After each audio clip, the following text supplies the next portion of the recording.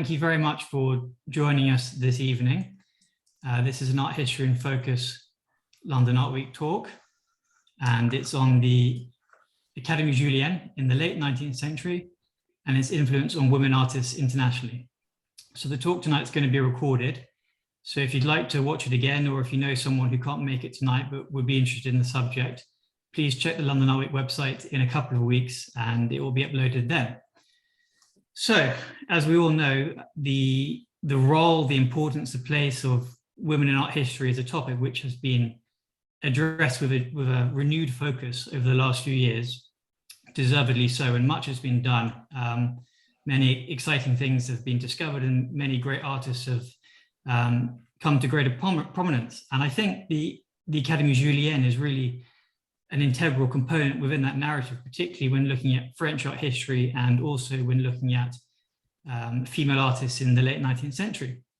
And there's a lot more to be done, I think, because it's such a rich, deep and broad subject, but the Académie Julian has been researched a little bit over the last few years. I mean, most notably, there was an exhibition about 20 or so years ago now at the Dehesh Museum, which was really ahead of the curve, and that was devoted to the Académie Julian, and a few articles have been written since then, and there's been studies on individual artists associated with the Julian. So much has been done, and tonight hopefully we can give you a good and broad and general introduction to the Julian and its importance, and also perhaps delve a little bit more broadly and deeply into what it was like to be a woman artist in Paris at that time. So I'm very excited to introduce the three participants, and I'll do that very shortly. But before I do, I'll just explain a little bit how tonight's conversation is going to progress. So I'll give a very quick introduction, and then we'll move on to some more general questions, which I'll ask the participants. And this is really there just to set the scene and to provide the context and to give, like I say, a good understanding of what the Julian was and why it was so pioneering. And then we'll move on to the next segment, which will be the participants talking about one or two works which they have chosen, which embrace the theme and which they're enthusiastic about. And that will allow us to go off in more specific and different directions. And then the last 5 or so minutes, hopefully we'll have some time for some audience questions. So in the audience, if you have a question, there's a text box at the lower right, so just type it in there. And I will try and monitor that. And at the end, we'll try and address a few of those questions. So our three participants tonight, I think are going to offer a very individual and interesting angle on the topic. So firstly, I'm very happy to introduce Vibeke Waallann Hansen from the National Museum in Oslo. Vibeke is an expert on Norwegian artists from about 1850 to 1950. And within that, she's written a lot about female Norwegian artists and female Scandinavian artists. Recently, she contributed to the catalogue Women Artists in Paris, 1850 to 1900, which was an important show at the Clark Art Institute a few years ago. Then we have Anita Sganzerla, who is a curator of the Katrin Bellinger collection, which is an important collection devoted to depictions of artists at work, and within its extensive holdings, it has several notable examples by female artists in Paris at the late 19th century. And finally, we have Tom Edwards, who's the director and owner of Abbott and Holder Gallery, which is a prestigious and long-standing commercial gallery in the centre of London. And Tom, over the years, has handled many works by artists at the Académie Julian, and he's also handled works by female British artists who were in Paris in the late 19th century and early 20th century. So before I move on to the questions, I'm just going to very quickly explain where my interest in the subject comes from, in case anyone wants to know. And it's this picture. So the Académie Julian is something you become very aware of if you're looking at late 19th century French painting, particularly academic painting, which is what I've been doing over the last couple of years. And so many artists, and I don't overstate, there's literally hundreds of important artists were associated with the Julian, whether that was as teachers or as students. And so it's something you encounter again and again and again. And I was therefore aware of what the Académie Julian was, and I had an approximate understanding of it.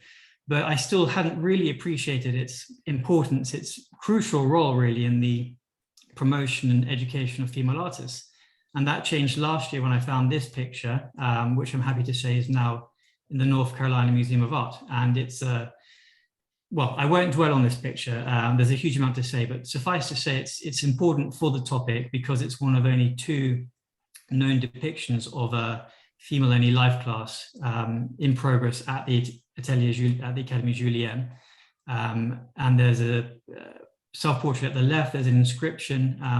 So it's a very interesting thing. But in short, it was through finding this and researching this that I really came to understand, like I say, the importance of the Julian for the promotion of female artists. And it's a topic I'm still very much interested in. And from time to time, I come across a new artist who I hadn't heard of before, who was linked to the Julian. So for me, it's still very much an ongoing exploration.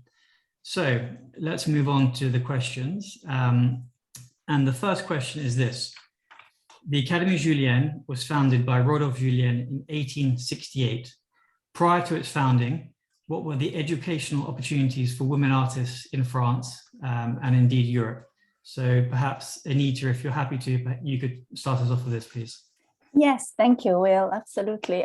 This is something I've been thinking about a lot because, as you said, in Katrin's collection, we have all these depictions of artists at work, and we try as much as possible to find images that show women making art, and they will be shown in a range of different contexts, many of which really reflect not only the experience of women who wanted to learn art around the period we're looking at in France, but more broadly, really what have been traditionally the opportunities for women wanting to learn art, as well as potentially wanting to become professionals, which is not, of course, the same thing.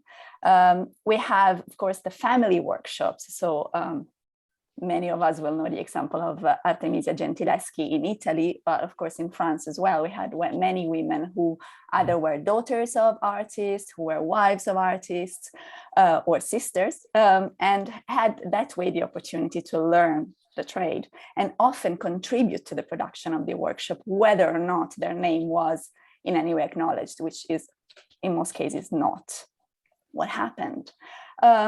Of course, it wasn't just about becoming a professional artist, but for women throughout the early modern period, it was also about learning how to draw or learning how to use watercolor as one of the skills that were seen as appropriate and sort of desirable for a woman who was not necessarily wanting to learn a profession, but rather have a range of skills as well as learn music, for instance, or dance. Therefore, private lessons were the best opportunity for a woman to start practicing art. For those who actually were more determined to learn art and become professionals, there was also the opportunity for those who could afford it to study in the studio of a affirmed male artist. And in the period we're looking at, Léon Cogniet was one of the most famous French artists who also trained women. Before him, one of the most well-known is Jacques-Louis David, who had a large group of women pupils, many of which are sort of in the process of being rediscovered and studied now. And I think what's really interesting with the Académie Julian is that we start seeing, as we will explore with these examples, that something changes because there is a desire and there is an opportunity for women to make art their profession and to produce art and publicize it with their own names and live from it, which before this time was seen as undesirable because it was not really appropriate for a woman to try and make it in what was really seen as a men's world and sort of step outside the realm of craft and the polite accomplishment to being sort of affirmed in her own right as an artist. So I think that sort of gives us an introduction to what happens, what changes with the Académie Julian. Great, thank you very much, Anita. That was a very good introduction. So the next question, and this is quite a big one, so perhaps we can all come in at some point, but it's what was the Académie Julian and why was it so pioneering? How was the Academy structured? What was the day-to-day life of a woman artist like there? Perhaps Tom, would you mind starting us off with this? Absolutely. I think you're right. Well, it's a very big question, and it's difficult to answer because of, although we have some accounts from people who studied there, it's actually very difficult to pin down exactly what the day-to-day process was. We do know a lot about how the school was structured.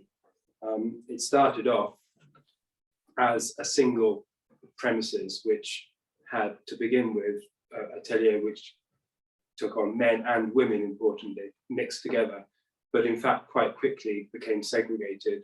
And then over time, other buildings and atelier were taken up by Julian, which made it become very disparate, and each of those ateliers were managed or run by a different master.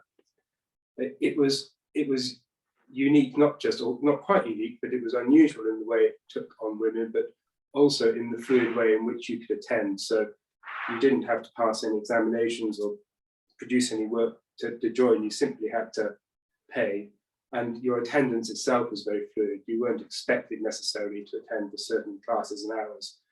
So it's very difficult to pin down in some senses.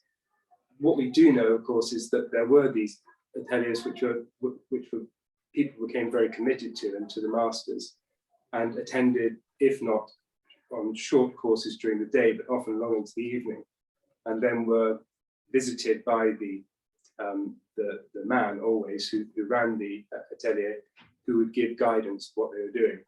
The actual process was very, very traditional. The way they were taught was the method that had been established really for a couple of 100 years. They drew from the plaster cast and then from the figure, and the women in particular then were guided towards portraiture. But there were other classes as well: miniature painting. There was sculpture. Lots went on there, but I think we still don't quite understand or have a grasp of. Anyone else? Anything to add?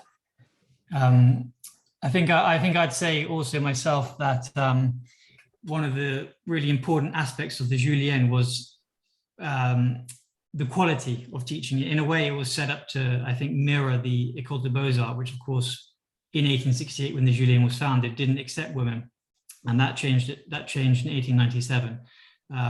But in that 20-year period, the École des Beaux-Arts was a place where I think women could learn with the same opportunities as men. They had the equal opportunities. And I think one thing to bear in mind is the teachers who they had there. I mean, they had leading salon academicians who were jury members of the salon, like Bouguereau, like Lefebvre, who I think, one, were of course prominent and prestigious artists, but two, carried a lot of weight politically in the art world, and so they were able to, I think, promote many of the female artists and get them places at the salon, for example. And I think the other aspect is this idea of a life class. So there were, I think, some, although infrequent, occasions before this where female artists could paint from the nude, which was of course a sort of central tenet of academic training. But I think the Julian was really the first time that systematically female artists could come into a studio and could depict the nude from life. And usually it was a female model in the nude. The male models more frequently had a sort of undercloth to cover their privacy, but there were some nude models as well. So I think that's a crucial aspect. And then I think thirdly, also very interesting for me, is that the women were often put in direct competition against the men. So once a month there would be a competition, and the teachers wouldn't know the sex or the name of the artist until the results were announced. And supposedly the women often got the best of the men in these competitions. So I think that's a very interesting element to it as well. So I think moving on to the next, and here we have Bashkirtsev's very famous painting, which depicts a class from the model. So why did Paris, and specifically the Julian, attract so many international and particularly Scandinavian artists what were the opportunities for Nordic artists like back home? So Vibeke, perhaps you can answer that, please.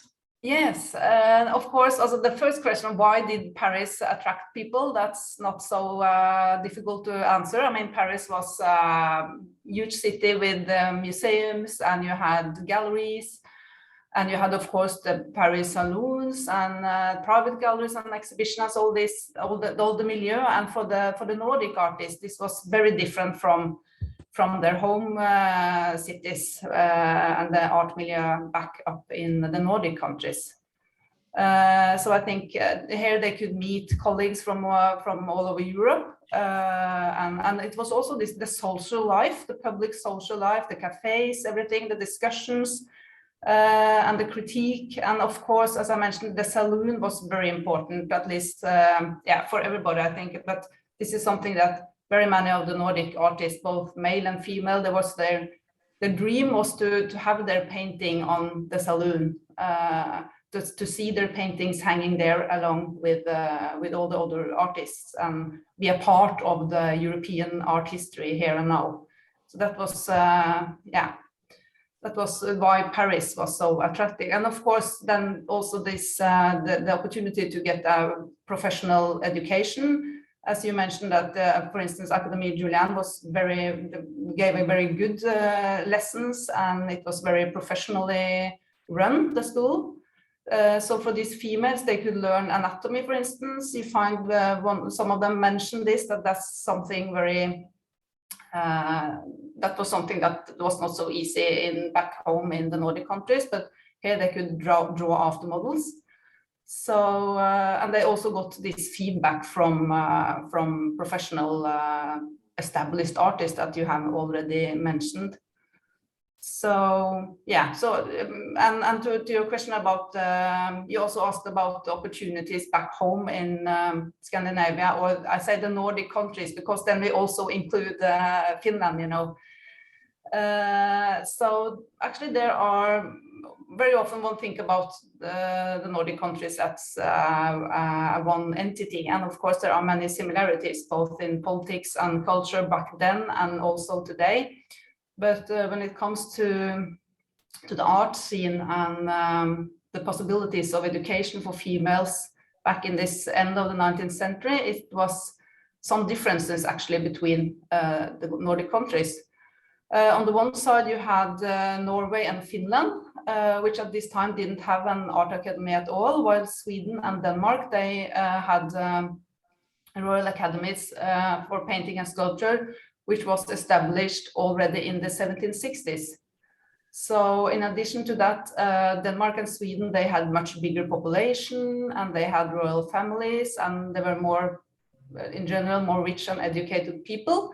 So they're kind of different countries. And so in some, you could say that in Denmark and Sweden, there were more an elaborated art milieu in many ways. But and one more thing about this, an interesting thing about in Sweden, then they had maybe many have heard about that already, but the Royal Academy there actually opened quite early a class for females.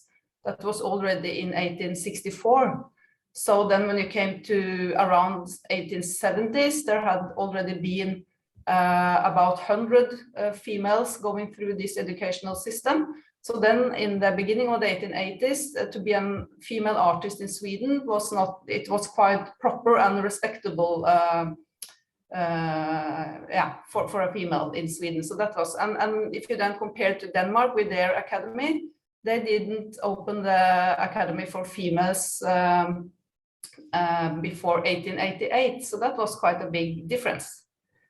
So, but there were private alternatives like Wilhelm Kuhn's private school of drawing and decorative arts in Copenhagen, and also in Finland and Norway there were private small schools both for male and females, where they started out in Helsinki or in Christiania, as Oslo then was named, and then they traveled further, often to Germany, and then by the end of the 19th century to Paris.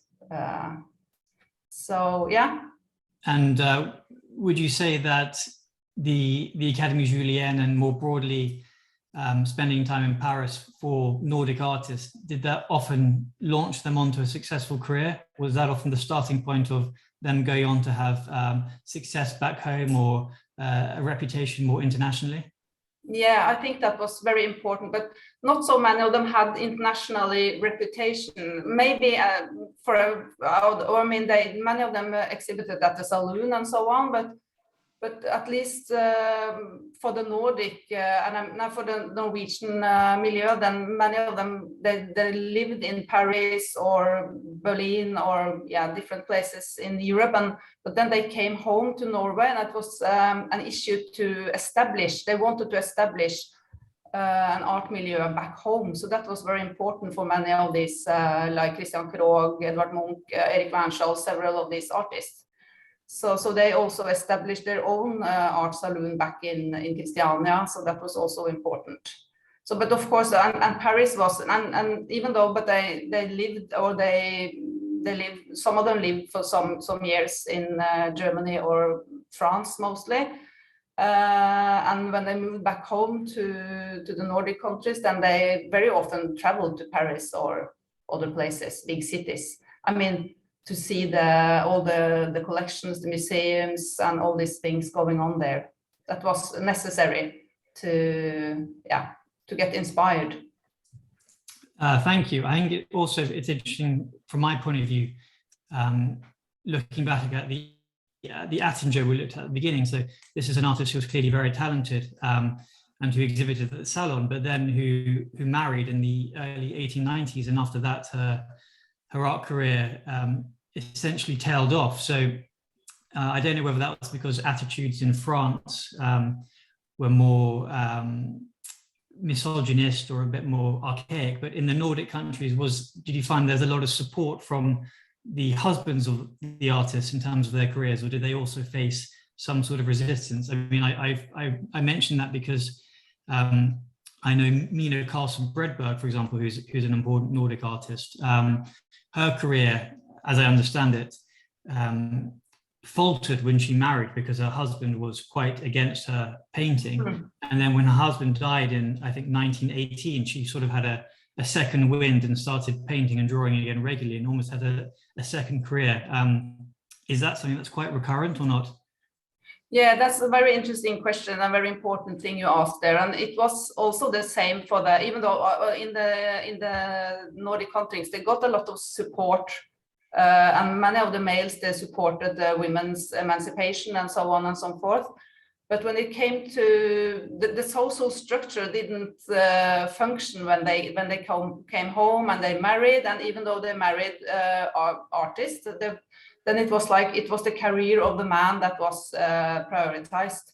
So we see that compared to how many female artists who traveled and studied in Paris, and how many that had kind of full careers, that's a very big difference. So you had to be very determined if you want to have a successful career.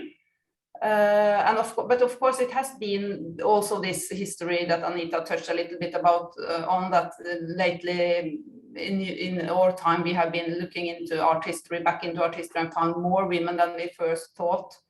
But even though it's very often that it's a good start and you can see that they have talent, but it's difficult to earn money. And if they marry and have children, then it's difficult to have time to paint and practice and kind of, develop their skills.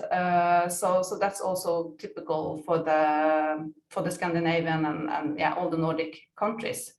So that it was also, they had to, of course, to earn money, and then all this, the system around, like there was very seldom that females were part of the juries or had any other, also did lectures or anything like that. And if there were a competition, then there was male that was that got the kind of was selected.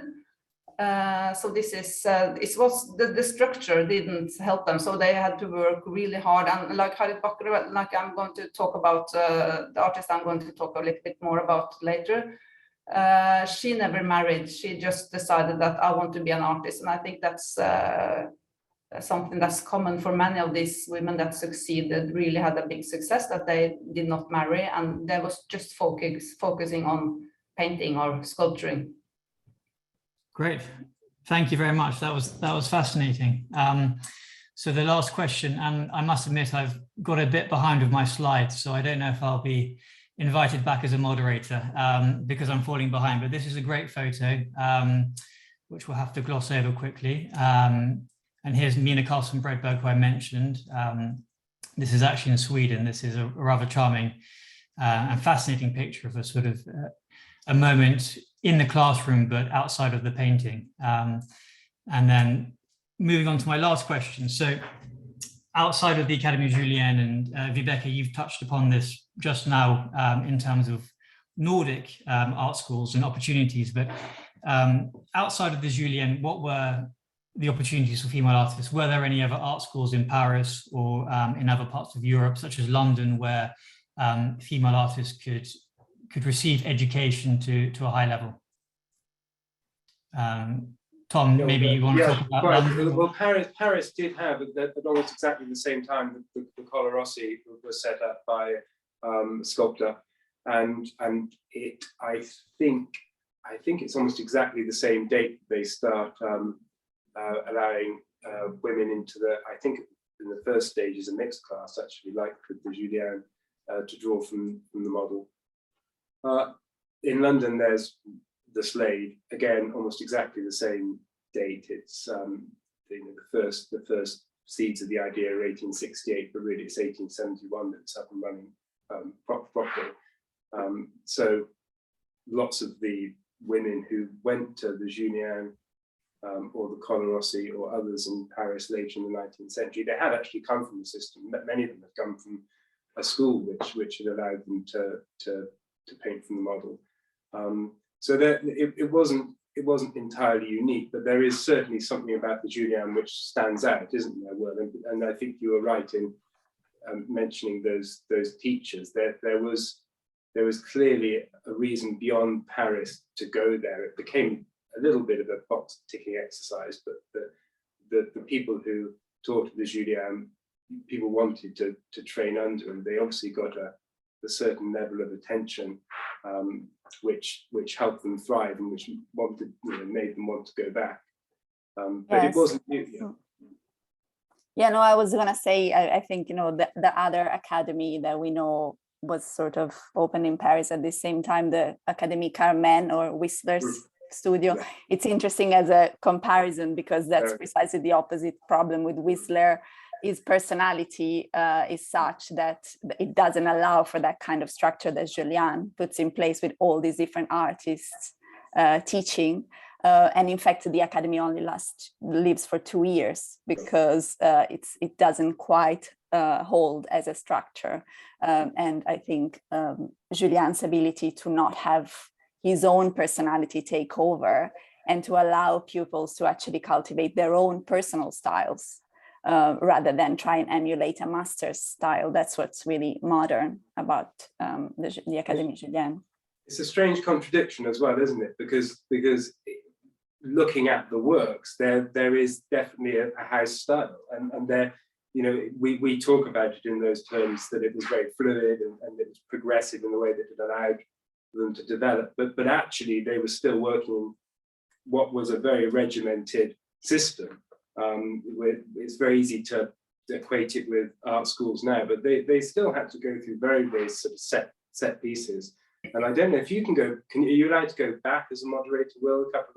A couple of slides. I can do whatever, Tom. Whatever you need me to do. I think 2 slides back. This one. There's a good demonstration there. If you look at the heads on the back wall, there was a lot of freedom in turning up and how you spent your time or the amount of time you spent there. But the way that they're working with, particularly with charcoal and working drawings in tone, was very prescriptive, and it's testament actually to the sort of process that lots of the people who come out of it go into the avant-garde, or they become very progressive and inventive in their own painting. But actually, they're there is definitely, when you look back through a formal house style. And I would have thought if somebody had the time and the means to do a study of the different atelier, you might even find differences amongst them, because there are certainly women who moved between the atelier and the masters and back and forth, finding the right place for them. So there clearly was difference, but then an overriding period approach and structure. It's remarkable that he managed to juggle I think it was 9 sites they had by 1890, and numerous people teaching in them, and all of their personalities. And these were big names, big artists with great careers, or most of them having had already long careers, and taught at the Beaux-Arts as well. So he was obviously very adept at this sort of managing this operation. Very easy for it to feel easily done and very hands-off, but I dare say it wasn't something you could really run successfully in an entirely hands-off sort of way. Yeah, I think also actually, well, firstly, it's amazing the scale it reached. As you say, there were at one point 6, 7, 8 classes run simultaneously, and there were hundreds of students there. So it was, of course, a commercial enterprise. That aspect mustn't be forgotten. And I think also one thing which is very interesting to mention is that, I don't know if this was the case throughout the course of the Julian, but in the mid-1870s, when the studios were segregated, and they were segregated partly because some of the male artists didn't want to share studios with female artists, but also the sort of bourgeois parents of female artists were often a little bit unhappy with their daughters sharing artists with male students, which is why it was segregated. But the female students, they would charge double the male students to attend the Julian, which I think is incredible. And I think we talk about how important the Julian was in terms of affording female artists, greater opportunities, which of course it was, but it wasn't perfect. And that's one element within that. And I don't quite remember why or how that was justified, female artists having to pay more. But I think it was partly to do with this segregation, but also I read it was a way supposedly of weeding out amateur artists who just wanted to attend to sort of fill their time, apparently. Yeah, there we go. I think what we've touched upon, we've realized that it's an amazing topic, and there's so much to discover about it. And what I love about it as well is that you can really bring it to life through these photographs, through the diaries, through articles. It's something that really comes to life before your eyes in some cases, and hopefully this will spark interest amongst other people, and new discoveries will be made, and it will go off in different directions. So thank you very much. Will, I just wanted to say a few lines about. Of course. Yes, it's a new. There have been a lot of research on female painters, but what about the sculptures? So actually now next week in the National Museum in Stockholm, there's opening an exhibition with female or women sculptors that were from Sweden, and there will also be published quite ambitious book. And the book, there is also about Norwegian, Danish, and Finnish female artists. So, and I think I have myself contributed with an article with the female sculptures. But my point is that I kind of, as I said earlier on, these differences between the Nordic countries and the opportunities and the milieu. Of course, in Sweden they had this Royal Academy of Fine Art, and they had quite a big milieu. So what we found out is that in Sweden there are way beyond very many more sculptures than, for instance, in Norway and Finland. So that's why we ended up with the exhibition only with Swedish artists in this project. So it's I mean this kind of is showing that how important it is to have this educational system. So that they had in Sweden already from 1864. So I think that's part of that. Thank you. Well, I'll be booking my flight to Stockholm. It sounds like an exhibition which is definitely worth seeing. So now we're going to move on to some different works which the participants have chosen. So the first one is this rather arresting work by Rosemary Guillaume. So Anita, could you tell us about this one, please? Yes, absolutely. Thank you, Will. And I think it's really great to see this image after seeing the photographs and other representations of the studios of the Académie Julian. It really brings us into the studio.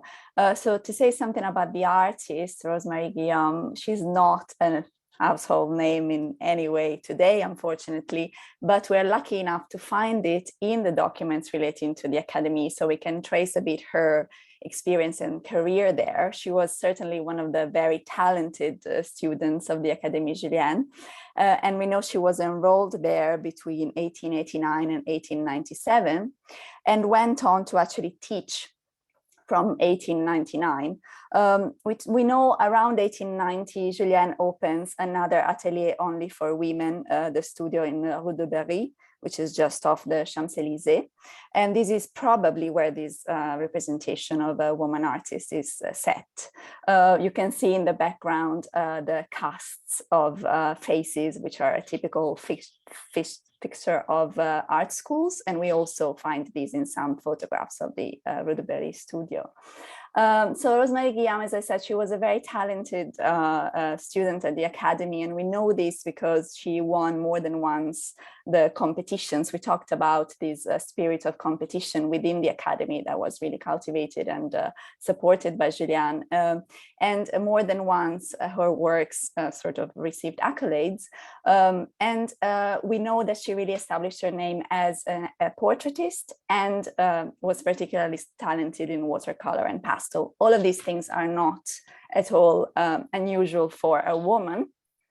However, I think it is a sort of testament to her skills that her works not only won the competitions, but were most likely the ones that then Rodolphe Julian kept in his own collection. He would often do that when a work won the prize, it would then end up in his own collection. And this also perhaps helps us make a suggestion on the provenance of this work, where it lived before arriving in the Katrin Bellinger collection, because it's interesting to note that the Academy and all its contents were acquired by a sculptor whose name was André del Debbio in 1946, and he continued to run the Académie Julian until 2010 when he died. So that's how we know so much about her and we know so much about this work. But if we look at it, apart from being able to place it in an art academy studio, the question is still, is it a portrait of a fellow student at the Academy, or is it in fact a self-portrait, which does remain open as a question. I am quite convinced it could be a self-portrait because of the way the artist is engaging with our gaze. It's a very direct and, as you said, a rather arresting image. However, it is, whether or not it is a self-portrait, it's certainly a testament to and a statement to the kind of assured and professional approach to representing oneself as a painter that Rosemary Guillaume wanted to communicate here. In terms of the style of the work, I really like how she's combining a sort of finished, unfinished look here, and using the watercolor in this very loose manner that is really in between drawing and painting.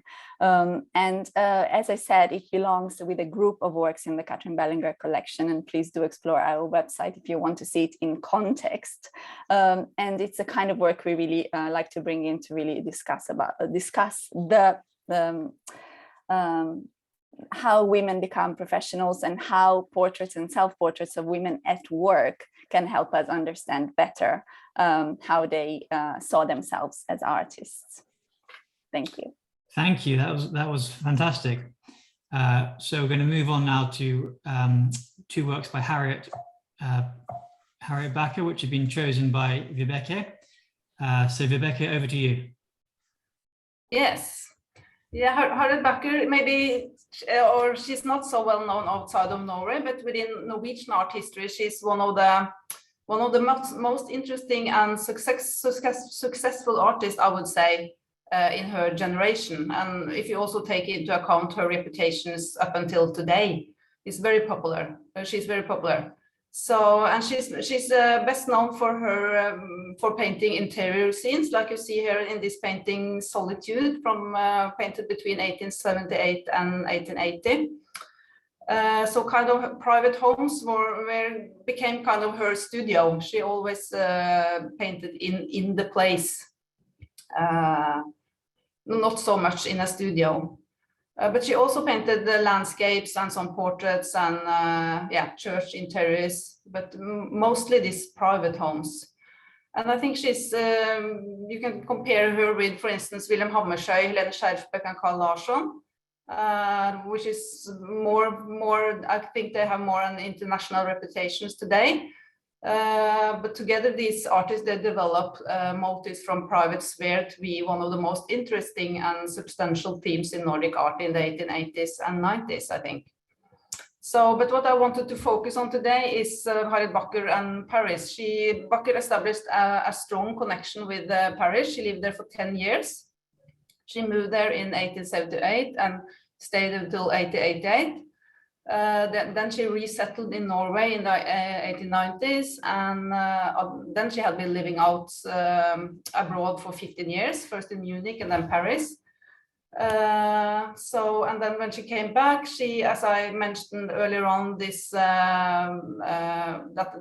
generation of artists in Norway, they was very eager to establish a milieu back home in Norway. So she was contributing very much to that. She actually started her own art school. So that was the new generation. Many of the new generation that started their career in the beginning of the 20th century they started out at Harrybakker's art school. So, but what I wanted to then focus a little bit to these two paintings. This first one is Solitude, and this was her debut at the Saloon in 1880. And I will come back to that, but first I wanted to say a little bit about her studies, because as we have talked about the importance of Académie Julian, but that was not so important for Harrybakker. But when she arrived in Paris in 1878, she started out with some drawing lessons there in the evening. So that was her first meeting with the educational system in Paris. And then she wrote back to her sister that yesterday I started out with some lessons in Julian's lady studio, and I had Robert Fleury that gave me corrections. So, but then, and she continued a little while in the spring in 1879, but then she started at Madame Lavin's School for Women. So, and there she stayed there for 2 years, and then she had Léo Bonnat and Jean-Léo Guéron as her teachers, and this continued until 1880.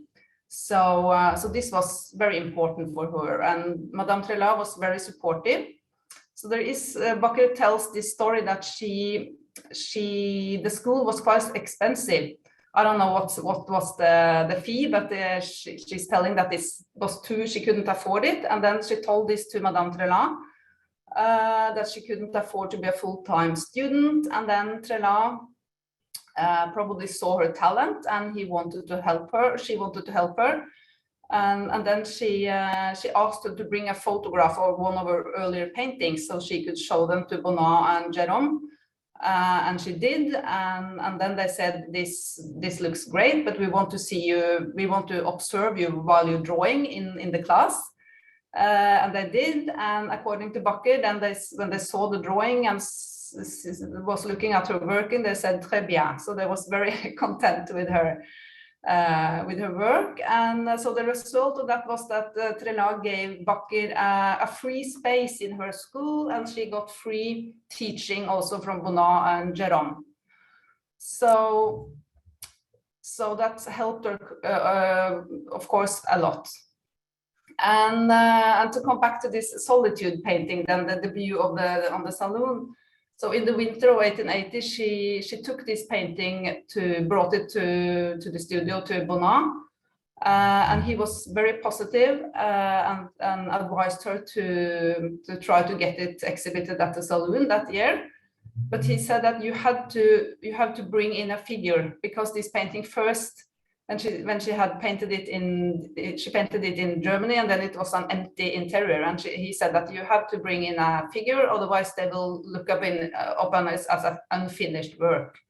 So then Harrybakker hurried and found a model and a costume, because she wanted it to be a historical scene. That was something that she had worked on and learned in Munich. She studied there for 4 or 5 years before she came to Paris. So, and then, yeah, so then it was exhibited at the Saloon in 1880, and she also got a mention honorable for this painting, and it was also commented by some critiques as a very, very excellent debut. So I think this, as you know, Bonnat is known for his effort helping many of his students establishing their careers. And I think that this story about Bakker tells us that he was very supportive of both males and female artists. So, yeah, and so we have also some, I mean, there were also several, yeah, you can switch to the blue interior. There were also quite a lot of other Nordic female artists at this Madame Trela school. For instance, Helene Skjerfbeck, Helena Westermark from Finland, and Asta Nørgaard, and there was also some Swedish painters, for instance, Hildegard Torell. And Torell wrote also a lot of letters back home, and we can, for instance, read that she's telling back home that Bakker is kind of have a very high status in the class.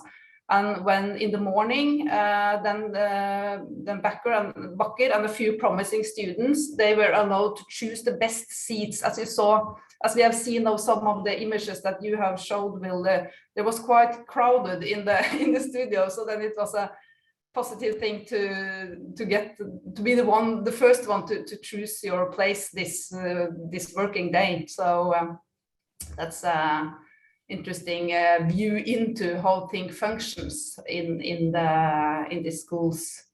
So then to say a few words about the blue interior from 1883. So that's 3 years after this Solitude painting and her debut, and she still lived in Paris, as I said. And so I think it's interesting to see how she then developed from this more Munich style, this academic style that we saw in the Solitude painting, and over to this more realistic. I mean, one of the very important thing here is the motive, that it's a realistic scene. It's an apartment in Paris with a female from her own time. And from this time on, Harrybakker never she quitted working with these historical topics, so she became more, her motives became more realistic depictions of her own time, or from her own time. So and today this blue interior is one of our most famous painting, and it's part of our collection. So this is something you can see if you come to Oslo to visit. At the moment I'm working on an exhibition on Harrybakker, which will be shown in 2023. And actually we have also here in Oslo, we open a new museum, National Museum in June. And then we have chosen to have a separate room for Harrybakker. So because we have 31 paintings by her in the collection, so we have chosen a selection from there, and she's having her own room. So yeah, and I think it's maybe I have talked too long now, but just a short comment at the end. Keep going. Yeah, about these two paintings, I think also the difference between them, it's both the motive and it's also, of course, the use of color. But I think also you can see her change in the title, that the Solitude is something that is more, she tells a story, but in this blue interior title, it's more about what's the colors and the surface of the painting. So this switch, this is something I think that she learned, of course, from the Impressionists, and also Bastien Lepage was very important for her, or many of the Nordic artists. So I think these two paintings are good examples of what they learned, and also the support that she got from Bonnat. So this tells us that it was very, very important to come to Paris and study there. Great, thank you, Vibeke. Well, I'm looking forward to your exhibition on Bakker. That will be fantastic. So, Tom, let's move on to your two works, which are both by Gwen John. So please, yeah, go ahead.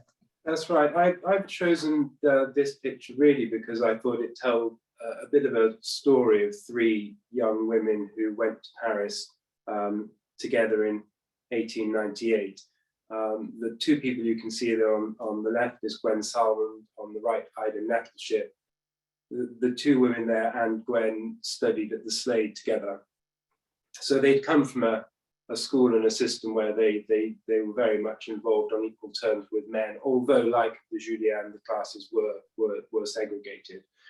But not only did they have the same opportunities, but particularly for this generation, the group of those three women and another called Edna Clark Hall, Edna Wall, while she was there, they were considered alongside John and Orpen and the obvious names, the stars of the generation. Not just retrospectively, but at the time, and certainly by the three great professors who ran the school at the time, Fred Brown, Wilson Steer, and really the great draftsman teacher of the late 19th and early 20th century, Henry Tonks. So these women had already come out of a very good, if not outstanding, educational system, but they still felt the need to go to Paris. And that's interesting, I think, in itself. First, because I think, as we said already, it just demonstrates how much Paris had become the de rigueur place that you went to regardless. But they obviously still felt they were going to get something there that they hadn't got in England. And that, it's usually talked about that, particularly for the British, that they felt they were going to get some education in colour, which we've just been talking about with the Blue Room. It's a difficult thing for us to get our head around, because often you look at these paintings and they seem, even in comparison to contemporary Impressionist paintings, very devoid of colour. But there was an understanding of colour, I think the British felt in France, which that they just weren't getting here.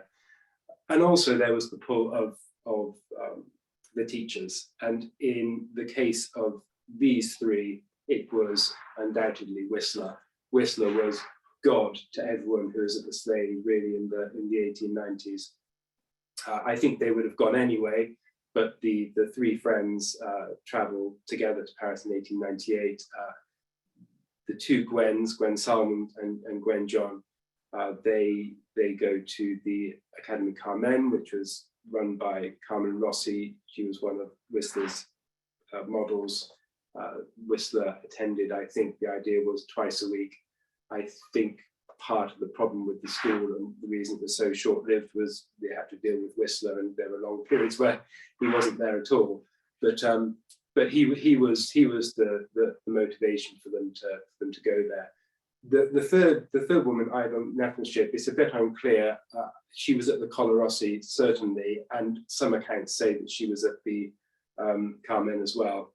That in itself is quite a good demonstration of how often people, women as well as men, went to Paris, but certainly by the late 1890s, they didn't necessarily go to one school. Because of the system and the way it worked with these open tele, you could go and do life drawing classes and just pay your way of the evening at the Colarossi, but still be, at the Carmen. The painting you can see is quite clearly indebted to Whistler. It was painted in Paris in the flat that the three of them shared. The fate of the three of them is, I think, another good demonstration of, as we were saying, what happened to women after these years. In England, as much as elsewhere, women got married and their careers seemed to stop. And it's often the case that I will be researching the work by a woman artist who I just can't find anywhere until I realised it's because I'm looking for a surname which they stopped using in 1905, and after that point they disappear entirely. With these three, Ida Nettleship marries Augustus John and bears many children by him, and sadly dies very, very young, actually back in Paris in I think 1905. Gwen Salmon marries the painter Matthew Smith, and their relationship falls apart because he feels that she, although a painter herself, and his two sons that he has with her are stifling his career. So it's a good example of how even when you have two painters together, the woman is definitely considered to be the less important career. And Gwen herself, who returns briefly to England after the time in Paris, but returns by 1903, I think, and really never comes back again. She's a good example of one of those non-French artists who goes and who is caught up in the world there and can never really bring herself out of it. When she does go back, she does some modeling for Rodin. They fall in love, she particularly in love with him. They have a tempestuous and intense love affair, which lasts for quite a long time and consumes her. And she eventually takes a place in a suburb of Paris called Meudon, where she lives out her days. We can go to the next slide, Will. Painting not just her own surroundings, but lots of interiors of the church there. She converts to Catholicism and becomes deeply embedded in the life of the Dominican order of nuns who were there. To go back to the experience at the Carmen, despite the fact that it was so short-lived and as we I think already said, had inherent problems and couldn't be run clearly in anything like the sort of way that Julian's was. It obviously worked for Gwen John. It not only because I think she was so much under the spell of Whistler, but there was a very prescriptive way in which he taught, and in fact he gets to a point where he does require students to provide work so he can check that they're not too taught, that he doesn't have to unteach them.